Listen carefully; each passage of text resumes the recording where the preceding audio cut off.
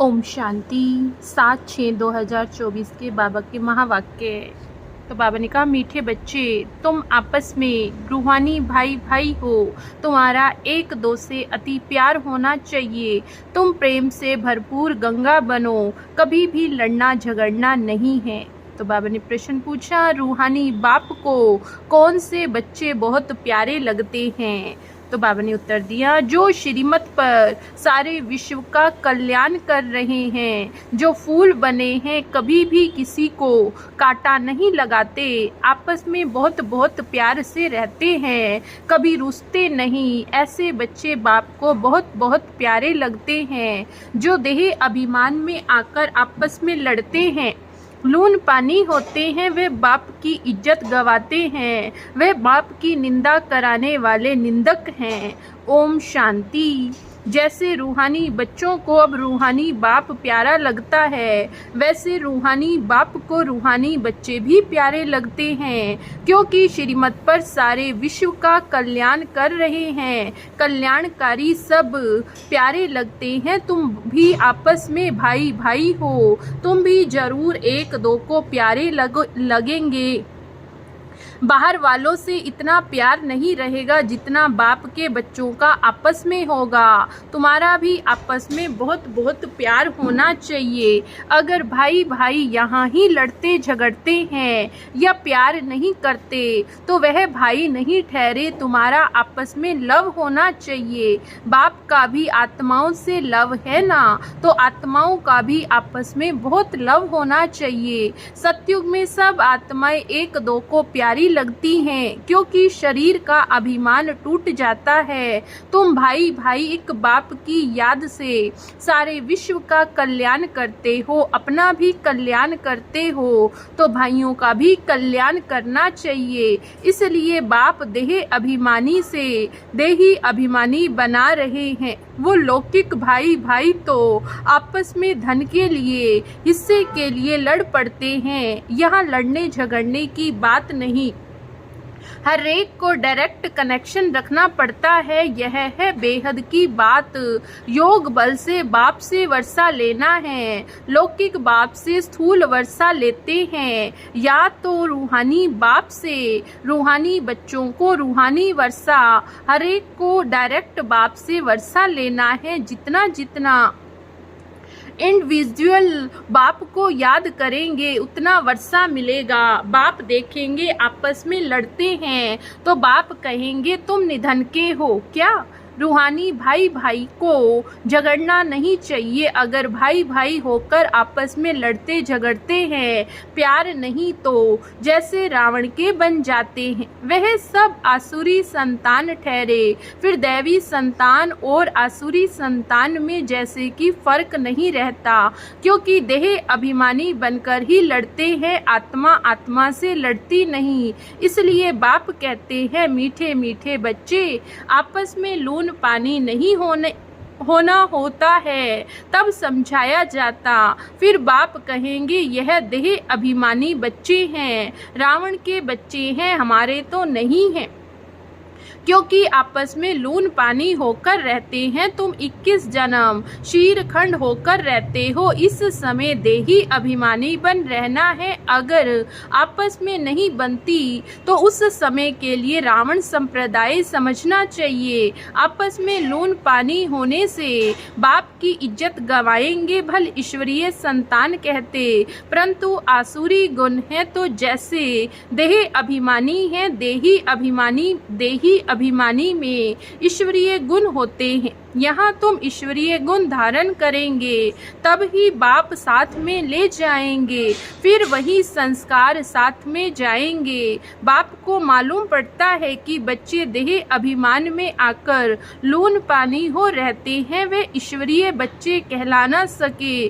कितना अपने को घाटा डालते हैं, माया के वश हो जाते हैं, आपस में लून पानी मतभेद हो जाते हैं। यूं तो सारी दुनिया ही लून पानी है। लेकिन अगर ईश्वरीय संतान भी लून पानी हो तो बाकी फर्क क्या रहा। वह तो बाप की निंदा कराते हैं। बाप की निंदा कराने वाला लून पानी होने वाले ठोर पा न सके उनको नास्तिक भी कह सकते हैं। आस्तिक होने वाले बच्चे कभी लड़ नहीं सकते। तुम्हें आपस में लड़ना नहीं है, प्रेम से रहना है, यहाँ ही सीखना है। जो फिर 21 जन्म आपस में प्रेम रहेगा। बाप के बच्चे कहलाकर फिर भाई भाई नहीं बनते तो वह आसुरी संतान ठहरे। बाप बच्चों को समझाने के लिए मुरली चलाते हैं, लेकिन देह अभिमान के कारण उन्हों को यह भी मालूम नहीं पड़ता कि बाबा हमारे लिए कह रहे हैं। माया बड़ी तीखी है, जैसे चूहा काटता है। जो मालूम नहीं पड़ता माया भी बड़ी मीठी मीठी फूंक दे और काट लेती है। पता नहीं पड़ता है आपस में रूसना आदि आसुरी संप्रदाय का काम है। बहुत सेंटर में लून पानी होकर रहते हैं, अभी कोई परफेक्ट तो बने नहीं है। माया वार करती रहती है। माया ऐसा माथा मोड़ लेती है जो पता नहीं पड़ता है। अपनी दिल से पूछना है कि हमारा आपस में प्रेम है व नहीं है। प्रेम के सागर के बच्चे हो तो प्रेम से भरपूर गंगा बनना चाहिए। लड़ना झगड़ना उल्टा सुल्टा बोलना, इससे ना बोलना अच्छा है। Hear no evil. अगर किसी में क्रोध का अंश है तो वह लव नहीं रहता। इसलिए बाबा कहते हैं रोज अपना पोता मेल निकालो। आसुरी चलन सुधरती नहीं तो फिर नतीजा क्या निकलता है, क्या पद पाएंगे। बाप समझाते हैं कोई सर्विस नहीं करेंगे तो फिर क्या हालत हो जाएगी, पद कम हो जाएगा। साक्षात्कार तो सबको होना ही है, तुमको भी अपनी पढ़ाई का साक्षात्कार होता है। साक्षात्कार होने के बाद ही फिर तुम ट्रांसफर होते हो।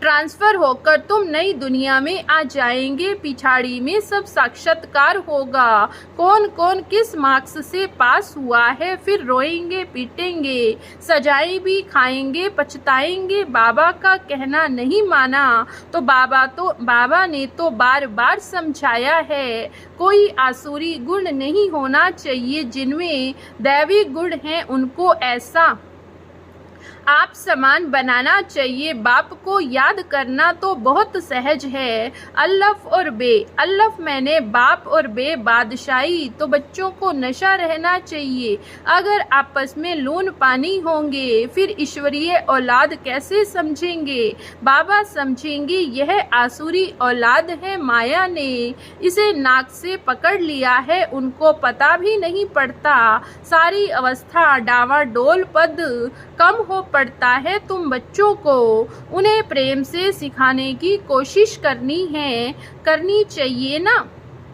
प्रेम की दृष्टि रहनी चाहिए। बाप प्रेम का सागर है तो बच्चों को भी खींचते हैं ना, तो तुमको भी प्रेम का सागर बनना है। बाप बच्चों को बहुत प्यार से समझाते हैं, अच्छी मत देते हैं। ईश्वरीय मत मिलने से तुम फूल बन जाते हो, सब गुण तुमको देते हैं। देवताओं में प्यार है ना तो वह अवस्था तुम्हें यहाँ जमानी है। इस समय तुमको नॉलेज है, फिर देवता बन गए तो नॉलेज नहीं रहेगी।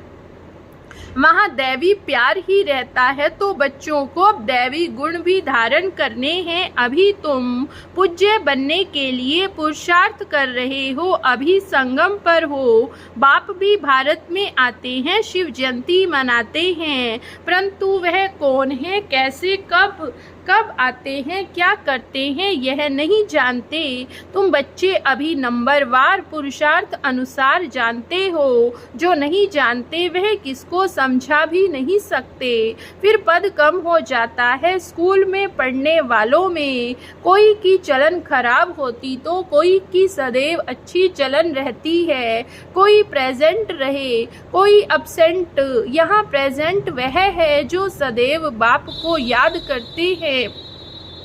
स्वदर्शन चक्र फिराते रहते हैं। बाप कहते हैं उठते बैठते तुम अपने को स्वदर्शन चक्रधारी समझो, भूलते हो तो अपसेंट हो जाते हो। जब सदैव प्रेजेंट होंगे तभी उच्च पद पाएंगे, भूल जाएंगे तो कम पद पाएंगे। बाप जानते हैं अभी टाइम पड़ा है, उच्च पद पाने वालों की बुद्धि में यह चक्र फिरता होगा। कहा जाता शिव बाबा की याद हो, मुख में ज्ञान अमृत हो, तब प्राण तन से निकले। अगर कोई चीज से प्रीत होगी तो अंत काल में वह याद आती रहेगी। खाने का लोभ होगा तो मरने समय वह चीज ही याद आती रहेगी। यह खाऊं फिर पद भ्रष्ट हो पड़ेगा। बाप तो कहते हैं स्वदर्शन चक्रधारी होकर मरो और कुछ भी याद न आए। बिगर कोई संबंध जैसे आत्मा आई है वैसे जाना है। लोभ भी कम नहीं, लोभ है तो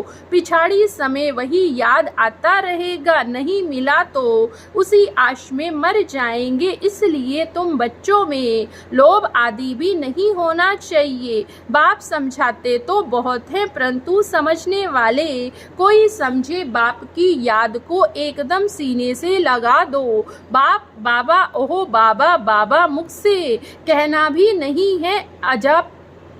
अजाजाप चलता रहे। बाप की याद में कर्मातीत अवस्था में यह शरीर छूटे तब उच्च पद पा सकते हैं। अच्छा मीठे मीठे सिगिलधे बच्चों प्रति माता पिता बाप दादा का याद प्यार और गुड मॉर्निंग। रूहानी बाप की रूहानी बच्चों को नमस्ते।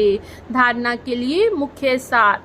पहली पॉइंट है प्रेम से भरपूर गंगा बनना है। सबके प्रति प्रेम की दृष्टि रखनी है। कभी भी मुख से उल्टे बोल नहीं बोलने हैं। दूसरी पॉइंट है किसी भी चीज में लोभ नहीं रखना है। स्वदर्शन चक्रधारी होकर रहना है। अभ्यास करना है कि अंत समय कोई भी चीज याद ना आए।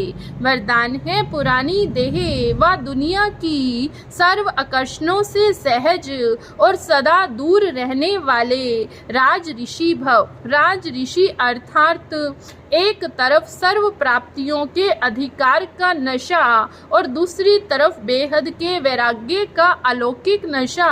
वर्तमान समय इन दोनों अभ्यास को बढ़ाते चलो। वैराग्य माना किनारा नहीं लेकिन सर्व प्राप्तियां होते भी हद की आकर्षण मन बुद्धि को आकर्षण में नहीं लाए। संकल्प मात्र भी अधीनता ना हो, इसको कहते हैं राज ऋषि अर्थात बेहद के वैरागी। यह पुरानी देह व देह की पुरानी दुनिया, व्यक्त भाव, वैभवों का भाव, इन सब आकर्षणों से सदा और सहज दूर रहने वाले।